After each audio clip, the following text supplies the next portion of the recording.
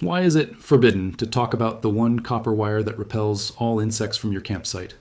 A material used by Egyptian pharaohs, proven in peer-reviewed science, registered by the United States EPA, costs $3 at any hardware store, and has been quietly erased from every camping guide, every gear recommendation, every outdoor survival manual, published in the last 70 years. Not banned, not disproven, just removed from the conversation, because a material you buy once and keep for 50 years cannot feed a $5.5 billion industry that needs you spending every single season. What they buried is older than Rome, and it is sitting on a shelf, waiting for you right now. Welcome to Hidden Fix Lab, the channel that opens the vaults they hoped you'd never find.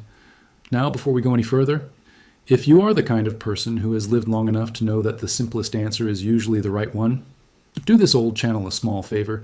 Hit that subscribe button down below. Think of it like passing a note to a neighbor who still needs to hear this. And while you're at it, drop a comment right now. Tell us, where in the world are you watching from today? Because this knowledge belongs to everyone. Now, let us open the vault. The year is 2200 BC. A pharaoh's physician in ancient Egypt is standing over a dying soldier. The wound is infected. The flesh is turning. Every other treatment has failed. He reaches for a strip of thin metal, presses it against the wound, and waits. 3 days later, the soldier is alive. That metal was copper, and that moment was not magic. It was the oldest documented medical intervention in recorded human history. The Smith Papyrus is the earliest surviving surgical text on Earth. Written approximately 3,500 years ago, it describes copper being used to sterilize open wounds and purify drinking water. Archaeologists recovered it from an Egyptian tomb in Luxor in 1862. It now sits in the New York Academy of Medicine. Anyone can read it. The instructions are precise. The results were documented. The Egyptians did not guess. They observed, recorded, and repeated. They were not alone.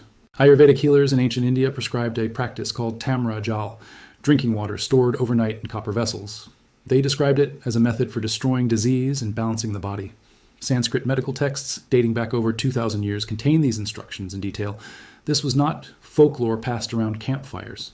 These were clinical observations written by physicians treating real patients across generations. In ancient Greece, Hippocrates, the man Western medicine calls its founding father, used copper compounds to treat leg ulcers and infected wounds. He documented the results. Roman engineers, building the greatest infrastructure civilization had ever seen, deliberately chose copper piping for their aqueducts. They did not fully understand the molecular reason why copper kept water clean, but they observed that it did, and they built an empire's water supply around that observation. Then something happened around the mid-1800s that should have changed everything. A French physician named Victor Burke was walking through a copper smelting factory on the outskirts of Paris in 1852. Cholera was tearing through the city. Entire streets were being quarantined. Bodies were being removed from homes every morning. But inside that factory, something was wrong with the statistics. 200 workers. Daily contact with molten copper. Green stains permanently on their hands from copper oxide. And not a single case of cholera. Burke spent the next 13 years investigating. He visited over 400 factories across Paris. He examined military records. He collected data on more than 200,000 people across England, Sweden, Russia, and France. The pattern was identical everywhere. Copper workers survived epidemics that killed everyone around them. In 1867, he presented his findings to the French Academy of Medicine. The data was validated. The research was acknowledged. And then the world quietly moved on. Because there was no profit in a metal that never needed replacing. Part 2 unlocks the molecular science they never taught in school, and the 2 peer-reviewed studies that should have ended the repellent industry forever. Most people assume insects are repelled by smell, a chemical sprayed into the air, a candle burning citronella, a device pushing synthetic molecules through a heating pad. That assumption is worth $5.5 billion a year to the right industry, and it is only partially correct. Here is what the repellent industry never advertises. Mosquitoes do not just fly into a campsite from thin air. They are born there, in the water, in the puddle beside the tent, in the tire track filled with rainwater, in the cooler lid left slightly open overnight. Every still water surface within 200 feet of a campsite is an active mosquito nursery producing hundreds of new insects every single week. Spray all the chemicals on skin, light every candle available, the nursery keeps running, the factory keeps producing, and the swarm never stops. Copper does not mask the problem, it dismantles the factory. Here is the mechanism, and it is precise. When copper is exposed to air and moisture, it releases positively charged particles called cupric ions from its surface. These ions are extraordinarily small. They penetrate the cell membrane of microorganisms through a process scientists call lipid peroxidation. essentially punching chemical holes through the protective outer wall of the cell. Once inside, the copper ions generate what researchers call reactive oxygen species, a chemical disruption at the molecular level that destroys the cell from within. The proteins the cell needs to function collapse. The DNA is shattered so the organism cannot reproduce or repair itself. The cell membrane begins to leak until it fails completely. The organism does not just die, it is structurally dismantled. And this process requires no electricity, no heat, no sunlight, no human activation of any kind. Copper simply exists as a surface and the mechanism runs automatically. 2 peer-reviewed studies confirmed what ancient civilizations already practiced. A landmark study published in the journal Parasites and Vectors tested metallic copper against Aedes aegypti, the mosquito species that carries dengue, Zika, chikungunya, and yellow fever, and Culex pipiens, the common house mosquito. Dissolved copper concentrations below 500 parts per billion in standing water caused 100% mortality across all tested mosquito species within 14 days. Not 90%, not 95%, 100%. At concentrations, the World Health Organization considers safe for human drinking water. A separate study published in PLOS1 confirmed copper is effective as a mosquito larvicide at concentrations below 2 parts per million, again below the WHO safe drinking threshold. Copper kills every mosquito larva in standing water at levels literally safe enough to drink. Meanwhile, researchers at the University of Southampton tested copper against E. coli bacteria. On stainless steel, E. coli survived 34 days. On copper, it was completely eliminated in 4 hours, at room temperature, with 0 human intervention. No bacterium in the history of recorded science has ever developed resistance to this mechanism.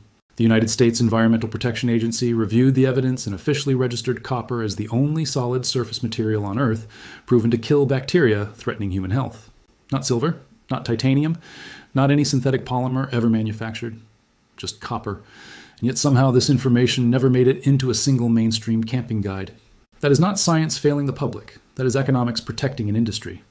Part 3 names the year, the trade groups, and the exact moment this knowledge was quietly removed from the conversation, and the one researcher whose career paid the price for saying it out loud.